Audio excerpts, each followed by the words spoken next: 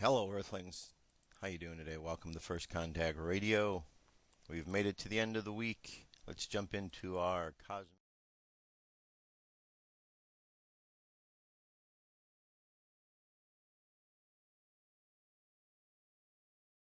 Aha, now you can hear me. All right, starting off at spaceweather.com. Our solar wind is blowing at 419.7 kilometers per second. Our planetary K-index is up to a 2, which is quiet and expected to be no higher than that within the next 24 hours. And our geomagnetic storms are down to 15-20% chance if you're in a high latitude, and very, very slim chance, 1%, that there's actually going to be some sort of a M-class or X-class flare. And we can see here the sun's been quiet. And it says this morning on February 3rd, Comet Girard, otherwise known as C 2009 P1, sailed just 5 degrees from the global cluster M92 in Hercules. Amateur astronomer Philippe Rocheau photographed the pair from his backyard observatory in Joigny, France. So here's an image of what he captured. Pretty cool, pretty cool.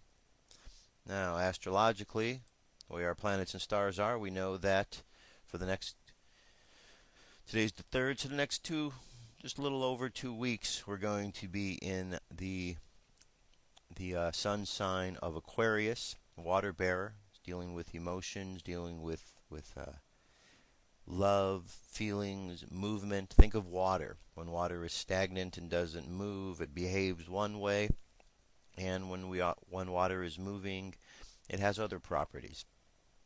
And so that's the whole idea of learning to understand what water is, how it's working, what's going on with it, so on and so forth. All right, now that's our our moon sign for today, which is the unconscious, is we are still in Gemini. Gemini, the sign of the communicator, the mind. So we still have our mental activities taking place beneath the surface. All right, so that's what we got going on today. A little water and a little bit of air. Our moon is almost full, 81% full right at the present time, making its way on up to a full moon. And then, of course, our dream spell for today is the White Electric World Bridger. White Electric World Bridger,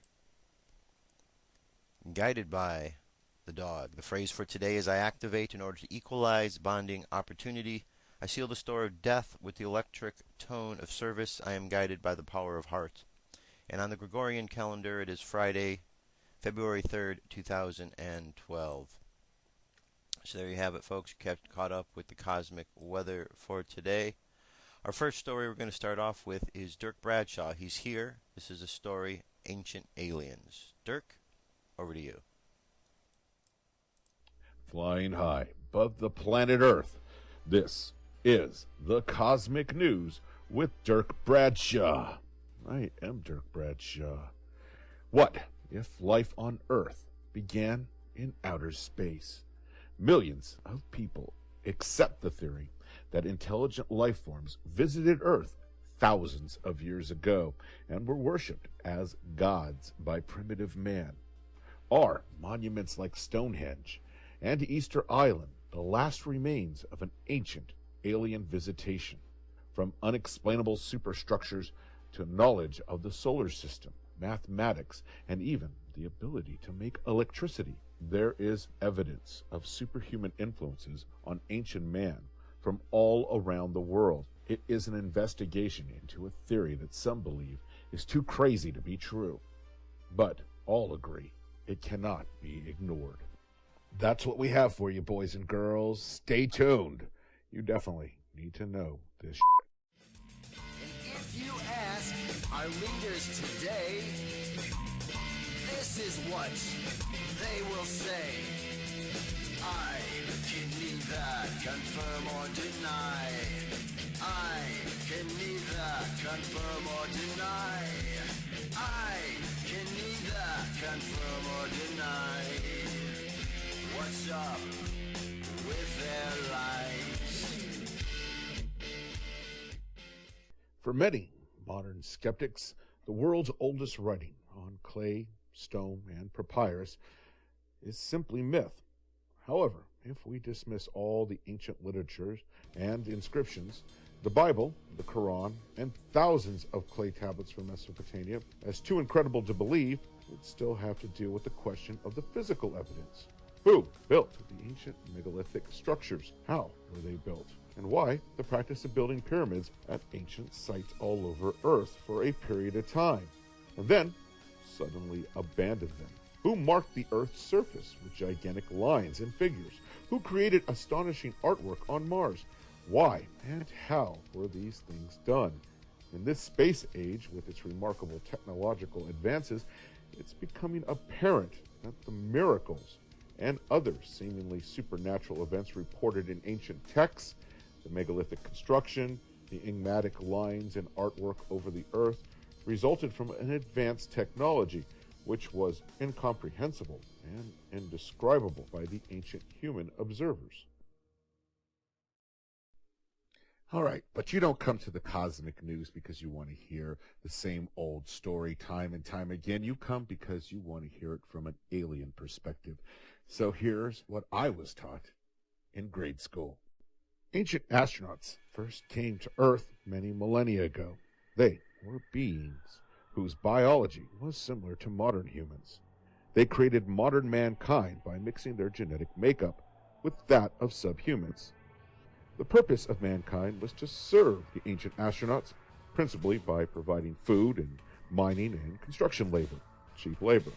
The ancient astronauts did not allow humans to view them, only their symbols, suggesting that their appearance was frightening. However, humans were occasionally permitted to see their emissaries, geniuses, or angels. They would not allow humans near them except priests who had cleansed and covered themselves and spread a germicide, suggesting their susceptibility to Earth diseases. They apparently moved about Earth in a spacecraft using chemical fuel and only landed on mountaintops or other rocky outcroppings. This reduced the dust and provided physical protection from humans and disease control. The earliest sites have a cave under the rocks that protected the priest during the coming and going of the spacecraft. Later, they built and provided humans with tools to build cyclopean structures, huge earthen, baked brick, or stone ceremonial platforms and pyramids, which served as landmarks and as landing and feeding sites, since they had little defense against earthly bacteria. They developed methods to nourish themselves with the vapors emanating from food and drink which humans provided and burned for them.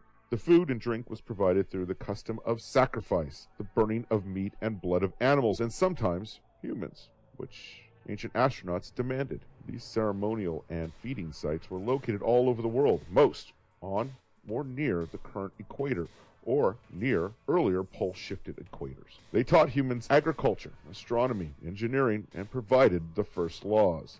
Then, they departed from the face of mankind. That's it. That's the fact, Jack. Well, I see the fat lady is getting off the stage. She's looking right at me. I've got to take her home and put her to bed. I hate goodbyes, so instead I'm going to say, until we meet again. I'm Dirk Bradshaw from the Cosmic News Network. I return you now to Joshua Poet and First Contact. They're all yours, Josh.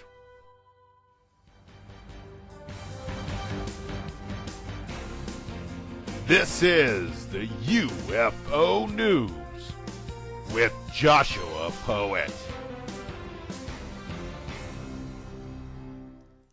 All right, Dirk, thank you very much. This is the UFO News for today.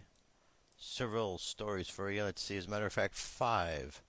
First story comes to us from Scott Waring Blogspot. It's got a lot of good daily reports he keeps up there. All right, first one is an update on, remember the UFO down in the Baltic Sea, the bottom of the ocean there? Well, this is an update on treasure hunter discovery of 2 UFOs at the bottom of the ocean. All right, this is a picture right here, is a reference to a Boeing 747, and then underneath it you could see the object in question. There it is again. So it's a pretty good size object if it's as large as a Boeing 747. All right. Goes Goes on to say here, the UFO was discovered in the Baltic Sea at the end of 2011 by some treasure hunters, but they announced that they are planning to return and they are trying to get someone to fund the exploration. Eyewitness states, this thing turned up. My first reaction was to tell the guys we have a UFO here on the bottom, said Peter Lindbergh, the leader of the amateur treasure hunters. Sonar readings show that the mysterious object is about 60 meters across, or about the size of a jumbo jet, and it's not alone. Nearby on the seafloor is another similar object with a similar shape. Even more fascinating is that both objects have drag marks behind them on the seafloor stretching back more than 400 feet. All right, well, we got a... All right, and you can see some of the what they're going to have to go through with this experience here. Definitely the cold water, and we got this video linked up online here so you can check it out and see as they're getting ready to go. So this would be something interesting to see what is discovered as they go ahead and search. So we're going to keep you updated on that, but check the link. Watch the story. It's about 10 minutes long. All right, moving right along. We had another UFO sighting over at O'Hare Airport. This time, 2 UFO orbs escort a passenger jet taking off from O'Hare. In this video, we can see 2 UFO orbs escorting the passenger jet as it takes off from O'Hare Airport during the month of January 2012. It was seen at 11:45 a.m., recorded by Kevin McCarthy. The main question I have about the sighting is, where is the radar data to confirm it? Where are the pilot statements? Where are the other eyewitnesses? I hope we get more on this sighting. So let's take a look at this now.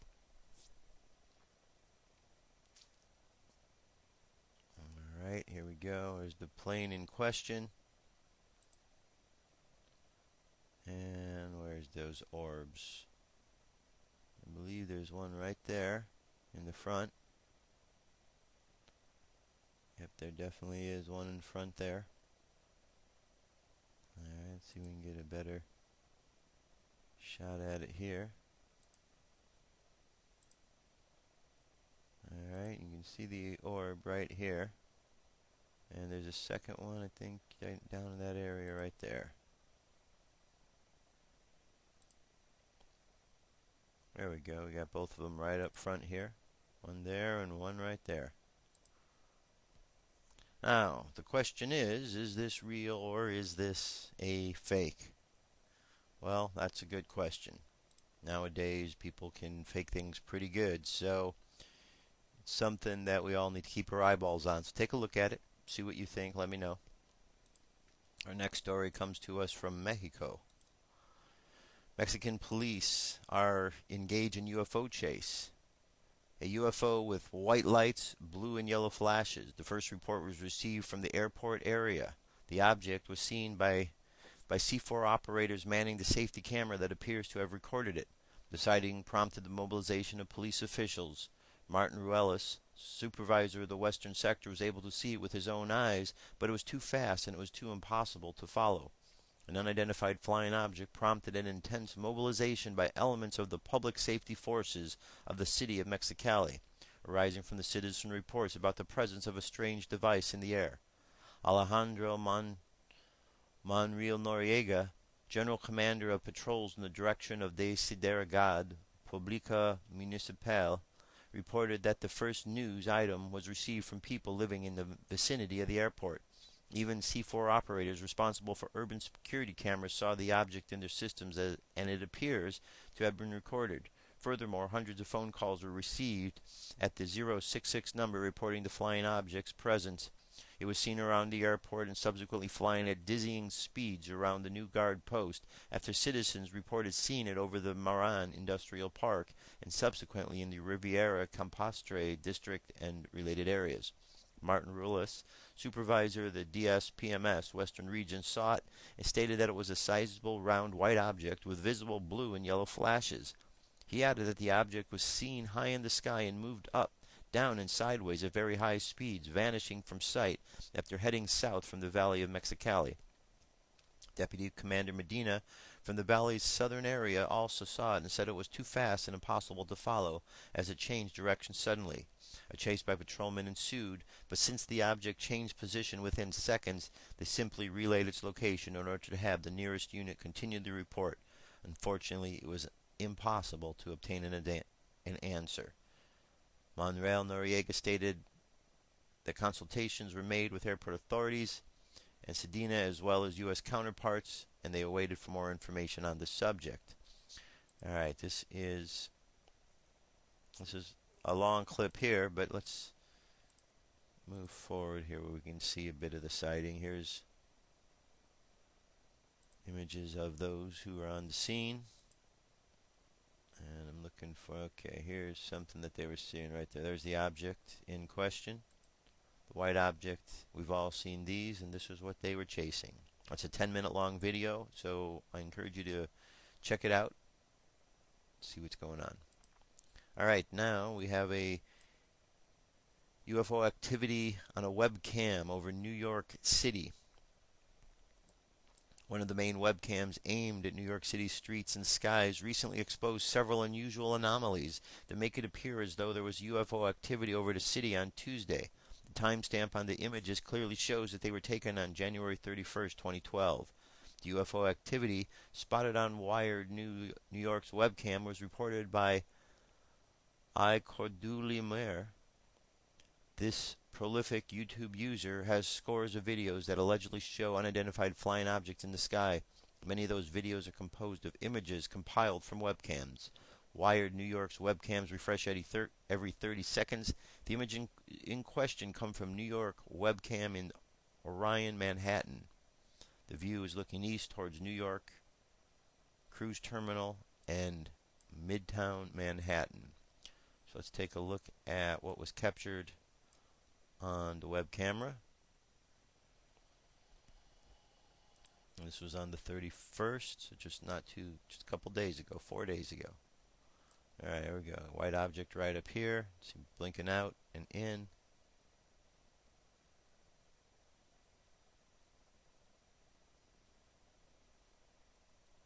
Okay. Right there, so that's a building, I believe. Yep, that's the building there. Alright, there we go. There's an interesting object that is the object in question. What is that? Where did it come from? Here's something else there.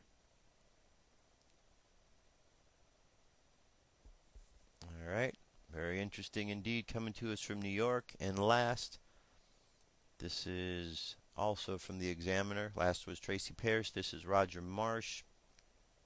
The National UFO Alert Rating System has been updated, with California, Florida, Texas, Pennsylvania, Illinois, and Arizona moving to UFO Alert 3 as the highest reporting states during the month of January. California was leading the high reporting state in 2011 and returns this month with 90 cases filed over January's 31 days. Those states in UFO Alert 4 category with 13 or more reports include Georgia, North Carolina, Colorado, New York, Indiana, Utah, New Jersey, Michigan, and Tennessee. All other states moved to UFO Alert 5 category with lower numbers of UFO activity. The watch states with 10 or more cases: Virginia, Missouri, Ohio, South Carolina, Connecticut, and Washington. MUFON released January statistics February 1st, where the total number of reported UFOs is listed by state. The UFO Examiner said uses these statistics to rate states. The entire country was moved back to the lowest alert level, UFO Alert 5. California takes the lead with 90 cases, up from 63 reports in December. Florida 60 cases, Texas 40, Pennsylvania 28, Illinois 27, Arizona 24. Alright, so there you have it. UFOs are continuing to make their presence seen and known around the country, and congratulations to those states that are in the lead. I don't know what that means. Congratulations being in the lead, other than ET's watching you. Alright, that's it for the UFO news for today. Jump to a song. I'll be right back. Stay tuned. What if our government was responsible for some of the greatest crimes against this nation? Would you really want to know? These are big questions. but these questions deserve answers. It's time to demand the truth. People should not be afraid of their governments. Governments should be free. 9/11 was an inside job. Kennedy was killed by the CIA. Jimmy Carter saw a UFO. Answers to secrets you need to know. So wake up, wake up, wake up, wake up. Wake up, wake up, wake up. Wake up, wake up, wake up, wake up. Wake up, wake up, wake up.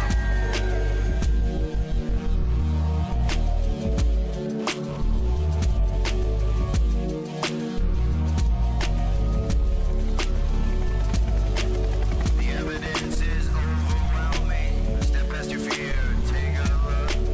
Illuminati lies keep growing, but they're illusion from your eyes. And wake up, wake up, wake up, wake up. Wake up, wake up, wake up. Wake up, wake up, wake up, wake up. Wake up, wake up, wake up.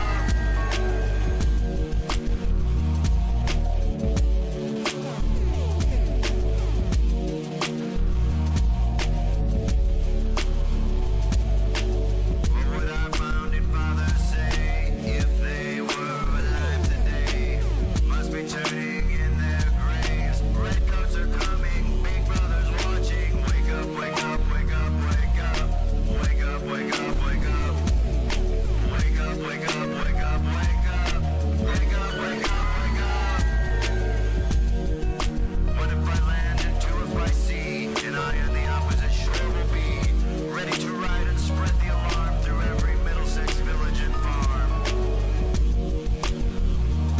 Whenever any form of government becomes destructive of these ends, it is the right of the people to alter or abolish it.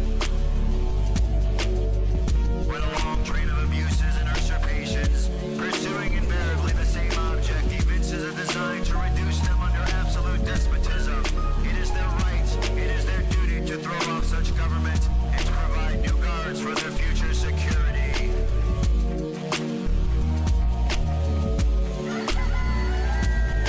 Wake up, wake up, wake up, wake up. Wake up, wake up, wake up. Wake up, wake up, wake up, wake up. Wake up, wake up, wake up. Wake up, wake up, wake up, wake up. Wake up, wake up, wake up. Wake up, wake up, wake up, wake up. Wake up, wake up, wake up. Patriots arise. It's time to demand the truth. All right, I am back, and let's continue on with the news. First story, or next story, comes to us from InfoWars, and this is about our, I don't know what we want to call them. I don't want to call them our friends, the TSA, because they're kind of a pain in the butt. But the TSA, we'll just call them terrorists on the loose. So, full body scanners at the Super Bowl 2012. So if you think you're just going to go to the game and you're just going to get by and no one's going to care anything about what you're doing there, think again. Although WPRI's Matt Touchette writes that Lucas Oil Stadium told me that I had to, quote, go through the body scanners before entering the stadium for the tour, he now claims they are in fact metal detectors, after calling them full body scanners in his original post, which has now been changed. We'll have to wait until Sunday to find out for certain whether or not X-ray body scanners will be in use before the game, but the TSA tweeted this afternoon, TSA will not use body scanners for patrons coming to the Super Bowl at Lucas Oil Stadium. Given the fact that TSA has been caught lying about innumerable different issues, their assurances are hardly bulletproof. Super Bowl attendees can, however, be safe in the knowledge that they and their kids will definitely receive a full grope down before being allowed to enter the stadium. Fans attending Super Bowl 2012 on Sunday will face a new level of security in addition to pat-downs before they are allowed to enter Lucas Oil Stadium. Full body scanners? According to WPRI.com news reporter Matt Touchette, despite a congressional demand for investigation into the machines following death concerns, the scanners will be part of the security set up in Indianapolis this weekend, marking the first time that the controversial devices has been used for a public sporting event. I went out for a stroll with the intention of snapping some photos for our blog, And when my travels took me to Lucas Oil Stadium of all places, writes Touchette, it was there I stumbled upon a temporary Patriot Street sign put in place close to the site of Superbowl. I then found myself walking to the side gates of the stadium through intense security, which included full-body scanners, and then down the tunnel onto the field. Although Super Bowl authorities and Homeland Security have announced that pat-downs and bag searches will be part of security procedures before the game, they have failed to properly inform the public that X-ray body scanners linked with cancer risk by numerous prestigious health bodies will also be in use. And continues on, hailing the most technologically protected Super Bowl, Frank Straub, Indianapolis Director of Public Safety, said that X-ray machine would be used through the stadium, but didn't specify whether this referred to devices that scan bags or people. Well, unfortunately, we've seen lawmakers and decision makers in Indiana making some real stupid decisions, and of course this is one of them. People want to go to see a game. They don't want to go to be groped. And that's what's going on. So now, another thing that's kind of implied here, or not just implied, but spoken out directly, is their body scanners are going to be there. So we now see that these body scanners are no longer an airport-only thing. Apparently, they found a way to make these able to be transported wherever they need them to go. And obviously, it sounds like they have multiple of these scanners that are being set up there. Never mind the fact that there are those who are saying that they're dangerous, and the TSA continues to lie about the safety. They're just going to be used without really announcing to the public. Why? Because the TSA are scumbags. All of them. Whoever the leaders are, up at the top, they have no care about humans, apparently, because if they did, they would follow through on some of their promises to regulate what they're doing. You see, there's lots of employees that are standing next to these machines, and some of them have security risks and health issues that have come up over these times. And the TSA said they were going to make sure that they checked everybody. They're not doing that. They don't care. See, when you get scumbags in power, one thing about scumbags is scumbags don't care about other people. So if you put a scumbag in a position of power where he's supposed to care about a person, guess what? Wrong person to put in power. Because again, scumbags only care about themselves and they don't care about other people, especially if other people are going to be hurt. So what's the symptom? Don't hire scumbags. Unfortunately, that's all the TSA seems to know how to hire. Now, because if otherwise, you would think that there would be somebody that would step up in the agency. Is it really that worth the money that you just give up all of your freedoms or your will to go into an organization that's going to do this to others? How could anybody, with all the complaints that are going on about the TSA, how could anybody go and just want to work for that organization? It doesn't make sense to me. All right, TSA agent, here's another one. TSA agent at JFK Airport stole $5,000 cash from airport. Another reason why the TSA should not be around. Now this just comes days after TSA agent in Dallas was found with 8 stolen iPads. Police say a TSA agent stole $5,000 in cash from a passenger's jacket as he was going through security at John F. Kennedy International Airport, the latest in a string of thefts that has embarrassed the agency. Alexander Schmidt took the cash from the jacket of Bangladeshi passenger Alexander Schmidt passenger as it went along an X-ray conveyor belt around 8 p.m. Wednesday, said Port Authority spokesman Al Delafav. In viewing the surveillance video, we observed her removing the currency from the victim's pocket.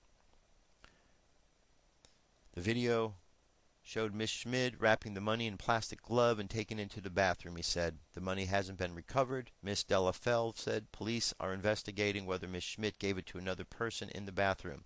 The 31-year-old Mrs. Schmid was arrested on her charge of grand larceny and suspended pending an investigation. Her attorney's name wasn't immediately known. Miss Schmid, who lives in Brooklyn, had worked for the TSA for over 4 years. TSA spokeswoman Lisa Faberstein said, "We do hold our officers to very high standards." Yeah, right. And we also have zero tolerance policy for theft in the workplace. That's why it keeps happening, right? And this has been bad public relations this week for the TSA, as news of Ms. Schmid's arrest comes a week after the security officer in Dallas-Fort Worth was put on leave after he found with 8 iPads. Oh, folks, what's going to happen? I mean, I know that people don't like this. I know the general public doesn't like going through. I know there are a number of politicians that don't like going through and don't like what's going on. But when is it going to change? I mean, is the complaints falling on deaf ears because we have one TSA agent after another committing some sort of felony, committing some sort of injustice, doing something wrong over and over and over again, yet there are those individuals, I have no reason why, who will continue to defend their behavior and their actions. Whoever is defending their behavior and their actions needs to be held accountable, and that person who defended their actions should be the one to go to jail with the person who committed the crime. Maybe if the person who was defending them actually went to jail and they had to deal with that risk, maybe they would stop defending them. Maybe that's one way to do it. Maybe the scumbags, if they start going to jail, will stop defending other scumbags. You know? That seems to be the word of the day, scumbags, because, well, we're talking about the TSA and scumbags. The two seem to go hand in hand. All right. And if I'm offending you, nothing I can do about that, because I'm just telling you how I feel. Okay? Now, we all know about Obama and how Obama last Thursday defied his subpoena that he received. Now, you and I couldn't do that. No one in this country could do this. To defy a subpoena, there would be a bench warrant and that person would be arrested. That would be it.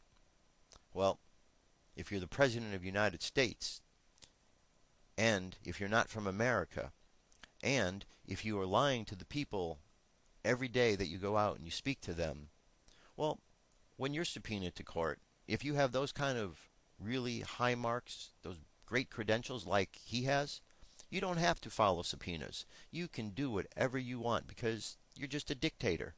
And as dictator of this country, well, dictator Obama, he just does what he wants. And breaking the law is just what he does. So I'm going to jump to this story here. This is part one. I'm only going to play part one. There's 2 parts to this. This one is just under 13 minutes long. I'm going to play this whole first part here. And this is Pastor James David Manning doing an interview following this trial, or following the hearing. So you can kind of get a little update of what went on and what's going on at the moment. So here we go.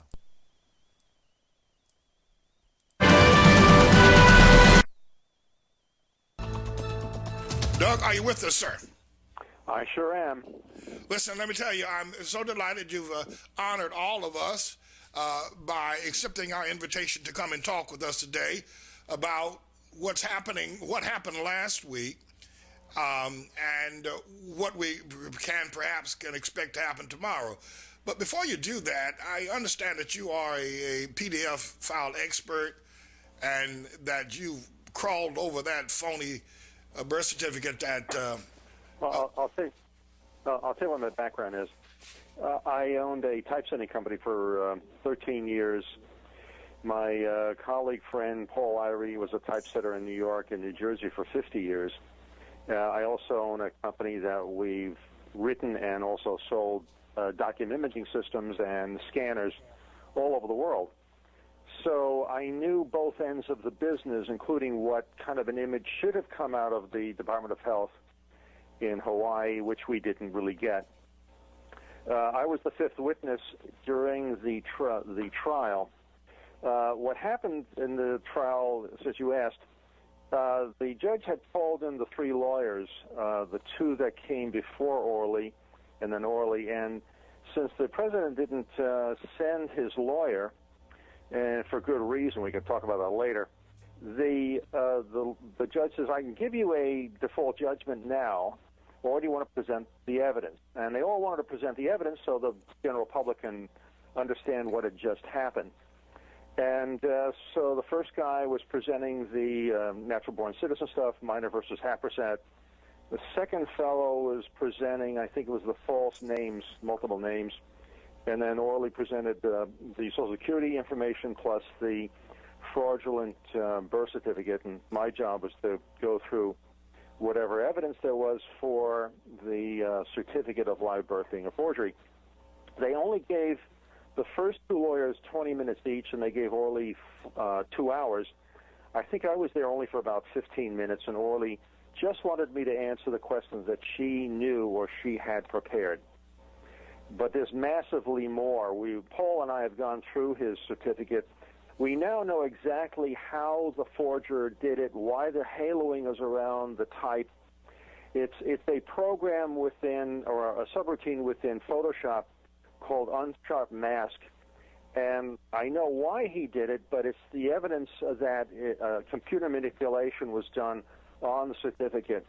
It wasn't just on the PDF that the White House presented, but it was also on the reporter's copy that was given to them, a Xerox copy. And we actually saw the haloing around the lines on the left-hand side where the shading was. Well, let me ask you, was this information, was this evidence presented during your brief testimony last week under questioning by Orly Tate?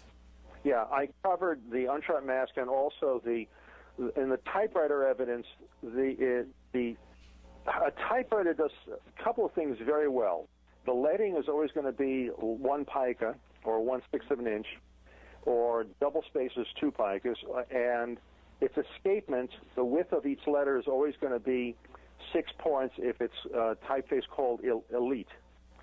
And that's the case. If you have on a line where the type does not, the letters don't line up within these boxes, it's usually an indication that the type was laid down by hand within Photoshop. All right, okay. The same thing's true for the lines also. They're all over the place. It's a bad forgery. All right, and I think everybody knows that. And I had been planning a trial, and I'm now in some limbo about whether or not I'm going to go forward, since we've been able to get this far in a Georgia courtroom, whether or not it'll be necessary to demonstrate that the birth certificates were a forgery. And I suspect that the certificate of live birth obviously is a forgery as well. But what I want to ask you, you made mention of the fact that Mark Hatfield and the other attorneys were given 20 minutes each before the Judge Malee, and Orly was given 2 hours. Is there a reason for the differences in time given to the three attorneys that we think should be important to be heard here today? Orly had more information that you wanted to present. The gentleman who presented the natural-born citizen section was able to comfortably do it within his time limit, and he did a great job of presenting it. There's no question that by Obama's own admission on his birth certificate that his father was not a U.S. citizen. Right. And that's been documented in dreams from my father as well. Now, where do we go from here? What's happening tomorrow? The judge has moved the date for either Obama to make an appearance or his attorney to make an appearance tomorrow to give an explanation, or he's going to make a ruling tomorrow. Will there be more testimony or evidence submitted on tomorrow? Not that I know of. Orly may know more because she's the lead lawyer for our part of the case. We're involved with one. We feel we know whose certificate number the forgers within the Department of Health stole, and it was a Virginia Sonohara. And we're involved in a lawsuit in Hawaii for the relative to get a copy, a microfilm copy of her certificate. If we are managed to be able to get it, then it's all over with. And may I add also this? This isn't just a forgery case. What they've really done is high treason, because the person they gave the forgery for is the President of the United States. And, and therefore it's under Section Title 18, Chapter 228, Section 3592, grave risk to national security.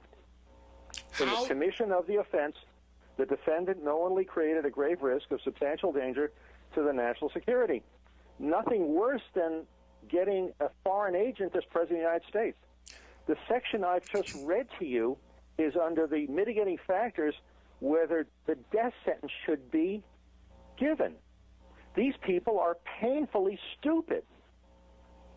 How secure are you in your belief that we know whose birth certificate number was used in the forgery that these bumbling Keystone cops, well, I can't call them that, that's innocent, No. that these idiots used for forgery? How secure are you in that information? 100%. I'll explain why. It took me time to research it. The ones who are in charge of the certificates of live birth is now the U.S. Department of Health and Human Services. They have a subdivision called the CDC, and under the CDC, it's called the Vital Statistics. There's been an act, the Vital Statistics Act, it actually goes back to 1909 or 1906, and it basically told the states and the territories what they wanted on the birth certificates. I found it. It was a 1921 law, and it was later, a few years later, declared unconstitutional. But then the numbering system remained. That was under the Department of Labor. Then it got transferred over by the 40s to 1946 to the U.S. Department of Health. They clearly say the number is a sequential number starting from the beginning of the year. In other words, January 1 at 12:01 a.m., it would be a new number starting from 1. If you know the total births in the state and you divide that by the certificate number, you will get within a few days of when the registrar stamped it. I have good, correct certificates of live birth, and I'm within 1 to 2 days off. Obama's supposedly was stamped on the 8th of August. The Nordai twins were stamped on the alleged on the 11th, 3 days later.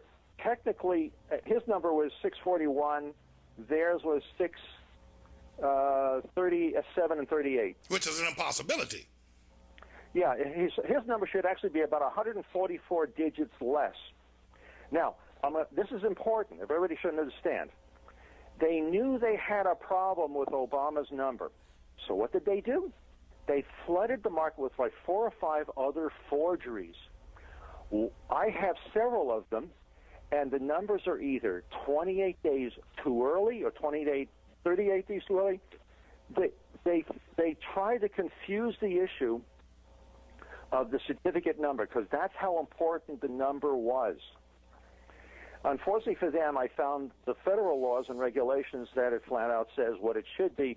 In fact, the Social Security system tells their workers to find a fraud certificate if you have a high number in the beginning of the year, chances are it's a forgery, or if it's a low number at the end of the year, the chances are a forgery. So they outfox themselves, but it's blatantly Well, you know, it's I'm wrong amazed. by so many ways. I'm amazed that they have made so many mistakes in this process, and May I add? because you would think that making forged documents that the CIA or others or anyone would be better trained at what they have done than what they have I'm done. going to say something important that I've come to this conclusion. I think Paul Irie agrees with me now. Even the certificate number, what we didn't know when I first wrote the papers is that the registrar's stamp and the date stamp are not rubber stamps. They are metal embossed stamps. I have 3 original copies we got from Virginia, so I know this for a fact.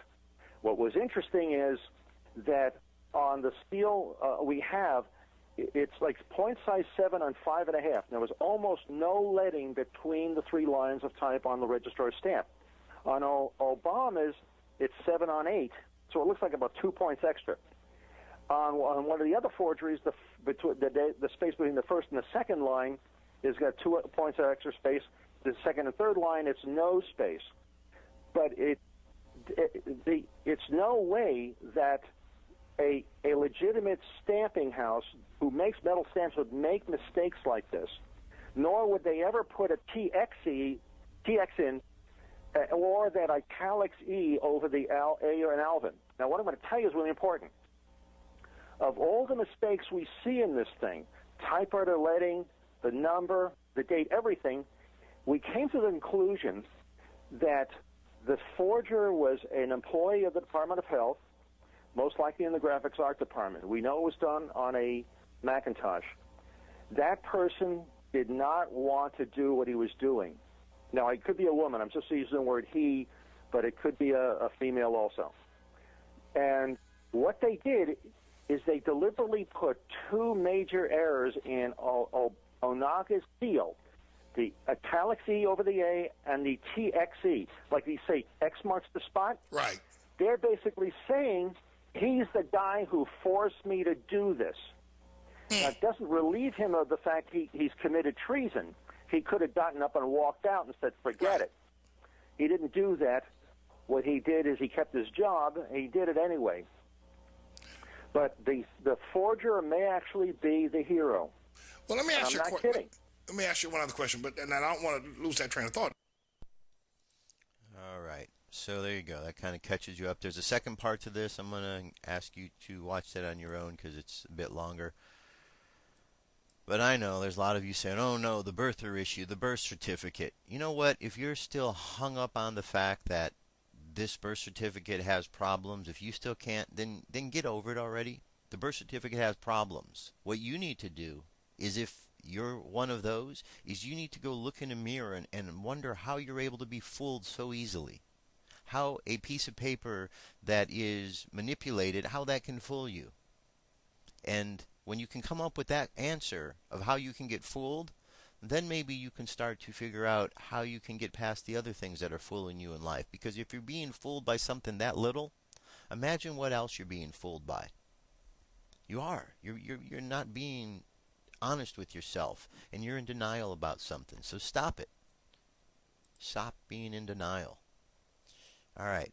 This one here comes from the Washington Post National. Inspectors find unusual wear on new tubes carrying radioactive water at California nuclear plant. Unusual wear has been found on hundreds of tubes that carry radioactive water at Southern California's San Onofre Unit 2 nuclear plant, raising questions about the integrity of equipment the company installed in a multi-million-dollar makeover in 2009. The disclosure came 2 days after the tube leak at the plant's other unit prompted operators to shut down the reactor as a precaution. A tiny amount of radiation could have escaped, but officials say workers and the public were not endangered. The problem at Unit 2 were discovered during inspections of a steam generator after the plant 45 miles north of San Diego was taken offline for maintenance and refueling.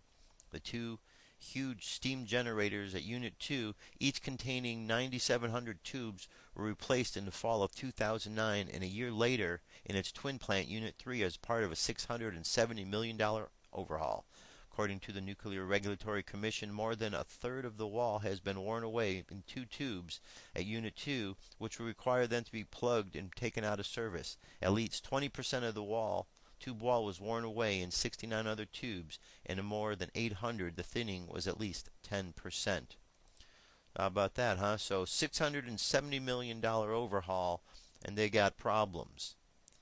How would you like if someone came and did $670 million of overhaul to your home, and then you had these kind of problems in it? Would you be happy with that? I wouldn't be happy with that. So somebody needs to answer for this.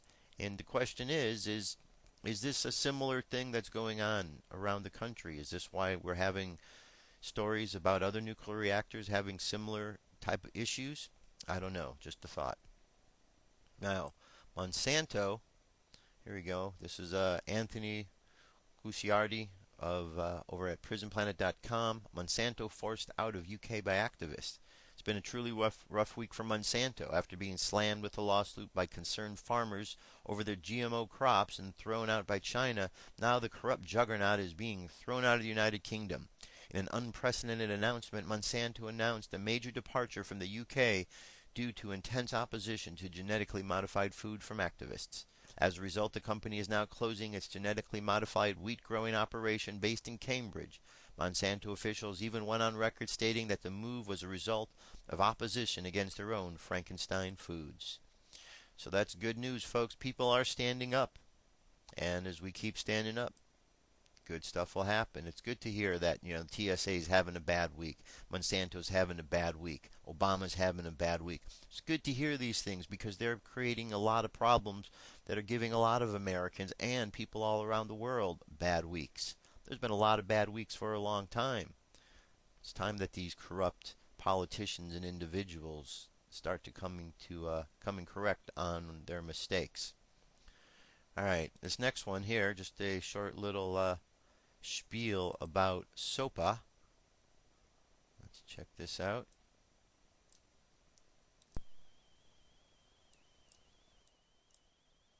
Mega trash. 50 million users' data set to be deleted. So, Mega Upload was shut down by the Department of Justice. They had a 10-day search warrant. They took all the data they needed, and they said here to the hosts, the service providers, they said you can delete any data you want now. Now, there's some controversy or not whether they'll allow customers to actually retrieve their data. But the fact is, Joe Bag of Donuts, who has his own data uploaded to Mega Upload, he's deleted. Well, that's a pattern of destruction of private property. America, supposedly, the capitalist system is built on private property, not the communal property of the defunct political systems of bygone days of communalism. No, we have private property. That's what makes the country so great. Oh, except when we lost that $1 billion for Jamie's bonus, then we had to steal it from you because, the Mega Upload data, we had to steal that too. Because private property is just an idea, but we don't respect it here in this country. Hayek wrote that book, The Road to Serfdom, which is supposed to be a treatise against communal property, what happens when the so-called lefties take over. It turns out he was right, except the threat is from the right wing, wholesale theft of all private property that doesn't fit in with the ideology of America. Let's kill all the people! Let's kill everybody! That's the current White House mode of thinking. Assassinations and wealth confiscation, destruction of private property. Thank you, Obama. You're a swell guy.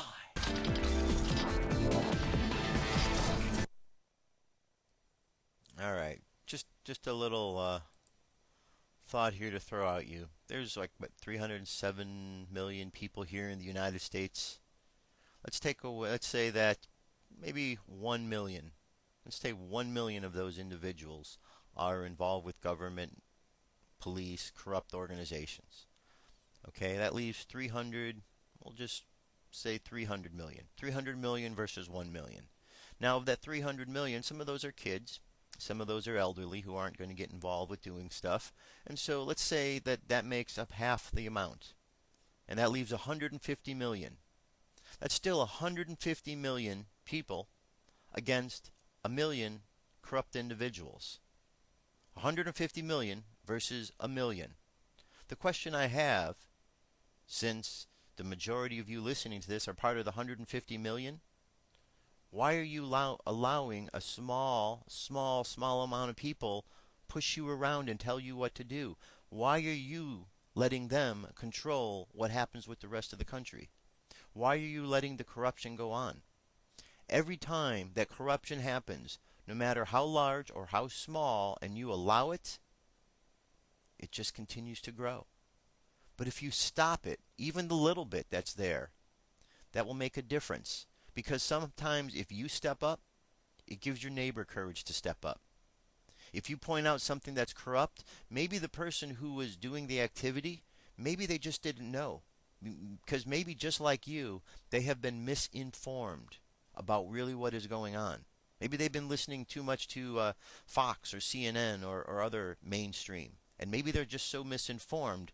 And maybe by you pointing out to them what they're doing inaccurately, maybe they'll change their ways. It's worth a shot. But 150 million to 1 million.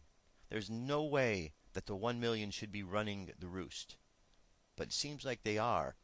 And a lot of people are just allowing it to happen.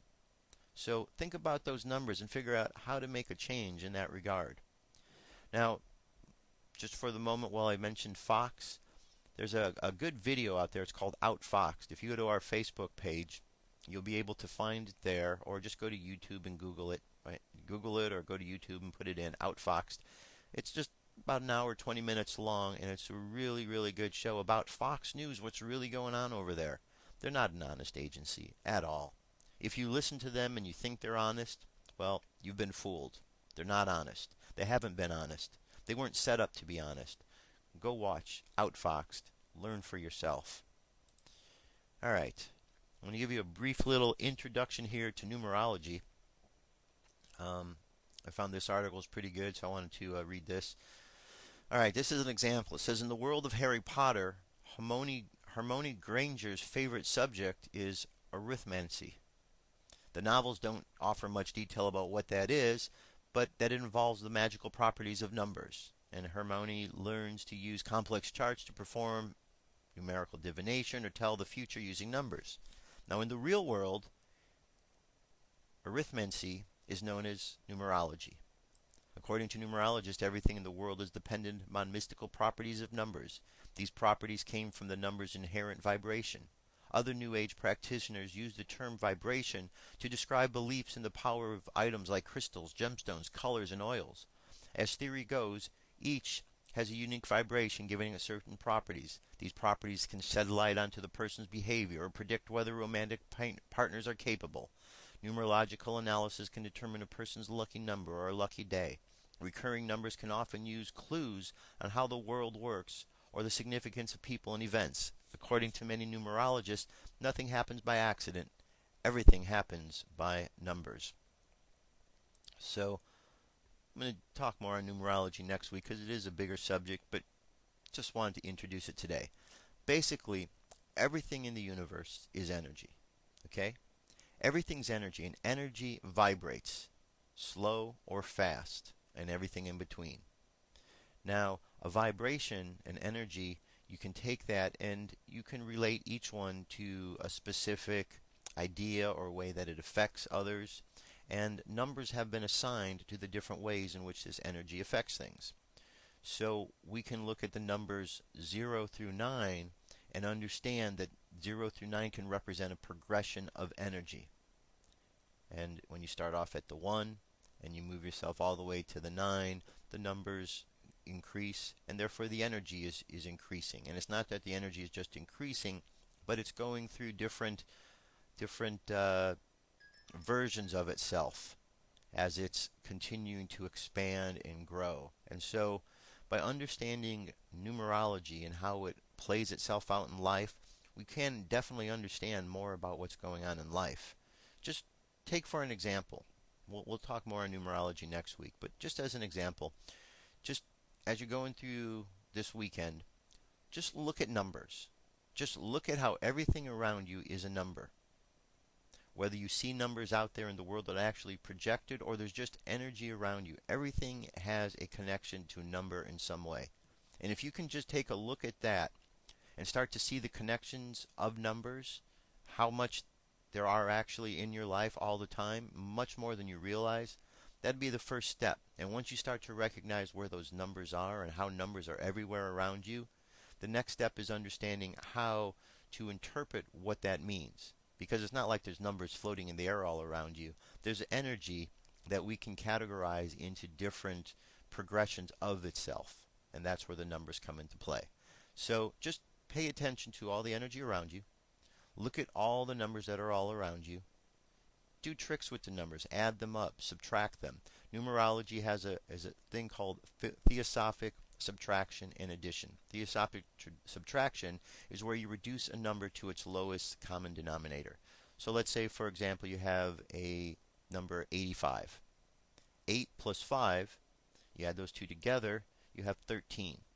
13, still two numbers, is a 1 and a 3. You add them together is a 4.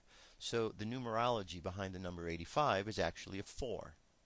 Okay? You can break it down any number like this. And the idea is you always break a complex number, which is more than one number, down into a single number through this process of subtraction. And by doing so, it helps you to understand and look at really what energy is at play. Because we can look at the 85 and see that number as a whole, but when we break it down and see really what's going on with it, that it's about 4, then you understand, okay, what's the for number about, and you apply that all together. Is that making sense? If not, I'm going to get more in detail with it next week. I just wanted to give you a little brief intro. This article is up here. You can read through this article. It'll give you a little understanding. We'll get into it in a bit more detail next week, and I'm going to go through each of the numbers so you understand exactly what that is. All right? Now, one last thing here. One of the things that I always like to do on this show is, instead of always just presenting you with the problems, because there's plenty of those in the world, is to present you some solutions. And I'm not the only one who's doing this.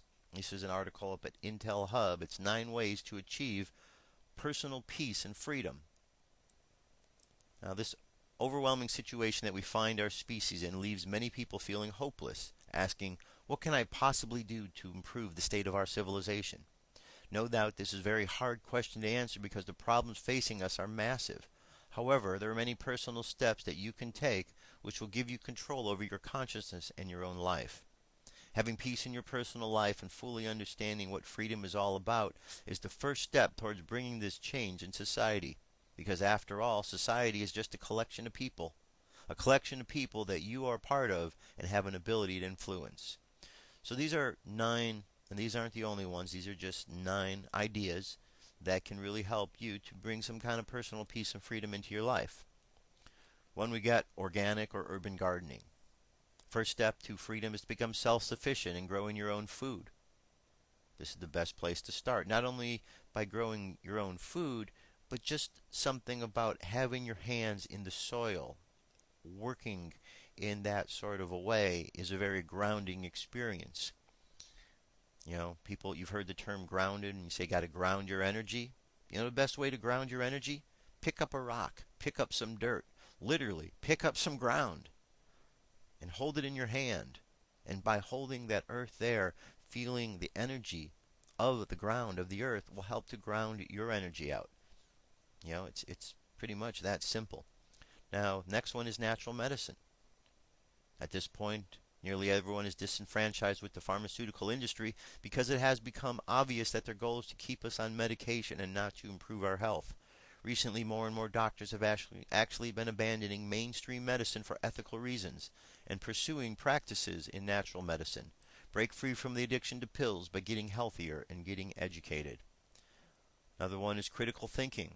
The most vital lesson that has been removed from our education system is not made up of a list of facts like the ones may believe, but is actually a step-by-step process in critical thinking called the trivium.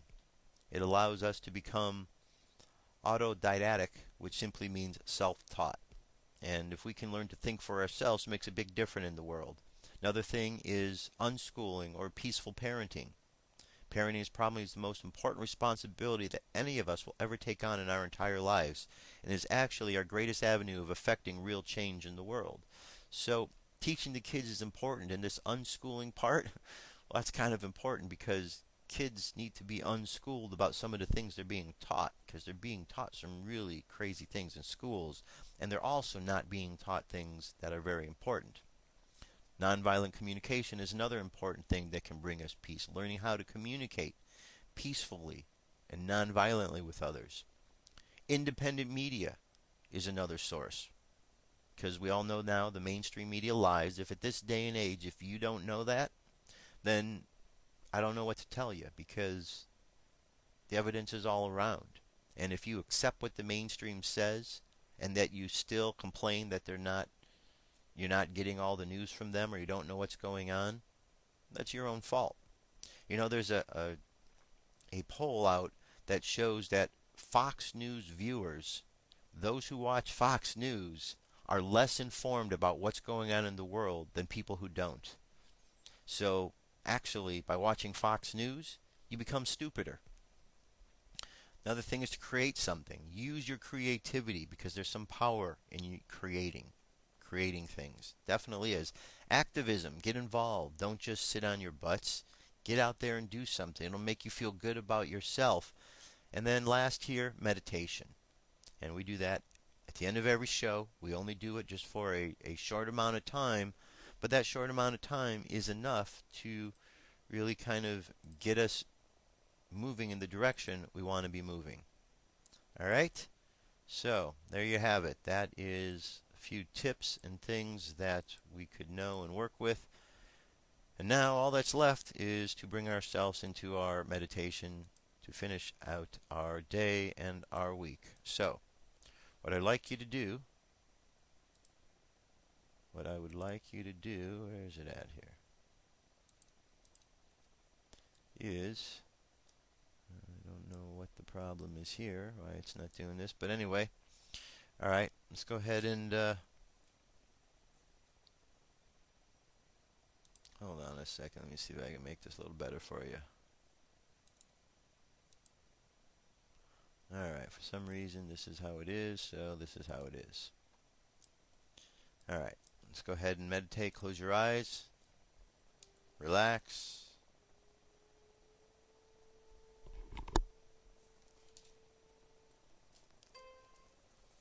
Alright, I'd like you to imagine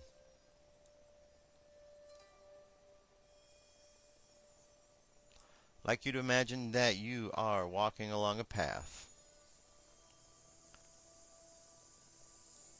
And as you're walking along the path, moving through life, seeing all that life has to offer, you find yourself listening to the birds and listening to nature. And as you listen to the birds and the nature, you hear a song, a happy song that they seem to be singing, portraying.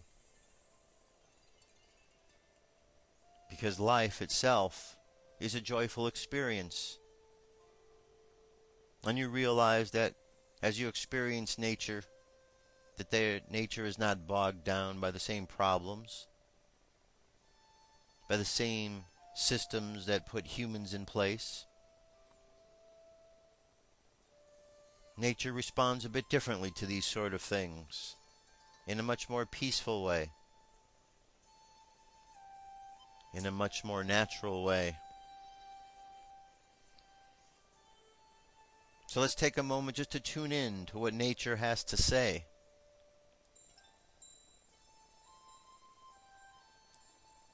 Tune in to what nature is all about. Tune into your breathing.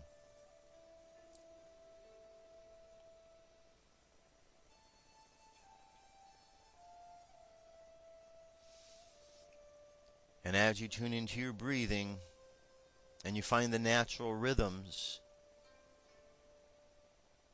moving within you, you find that you are able to express yourself in new creative ways.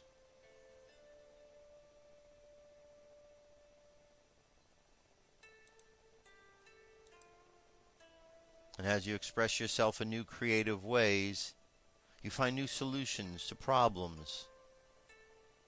New solutions that you didn't know existed. Because when you tap into your nature, things become different. Things become more clear. Let's imagine that all of our chakras are activated as we go into this weekend. Chakra at the bottom of the spine, the color is red, and raise the energy up. From that chakra to the chakra above it, and imagine the color orange right about the belly button area. From there, raise the energy up to the next higher chakra and imagine the color yellow just below the rib cage. And just below the rib cage, and then let the energy up to the heart and imagine the color green at the heart space. From the heart chakra, send the energy up higher to the throat and imagine the color blue. From the blue throat chakra, send the energy up higher, right between the two eyebrows to the third eye. Imagine the color violet. And finally to the top of your head, imagine the color indigo. And then the light continues on, up into the cosmos, bright white light. Imagine from your heart chakra sending love and light into the world all around the planet, to each and every individual. And imagine feeling the love being sent back to you from all around the planet as well. Let's think a good thought for everybody in the world, and as we do, we'll bring our energy and attention back to the present moment on the count of 3. 3, coming back to the present moment filled with confidence. 2, coming back to the present moment filled with faith. And 1, coming back to the present moment happy, healthy, and whole. Happy, healthy, and whole. And there you have it, my friends. Another show, prayer, meditation. That's it for today. It's been a pleasure as always. I'll be back Monday with more news and information. Enjoy your weekend. Be safe. Do some experiments with numbers. Just see how the numbers are in your life. We'll get into more of that next week. And just keep on keeping on, Have a good weekend. That's it. I'll be back next week with more news and information. Just be safe. I'll talk to you soon. Peace. I'm out of here.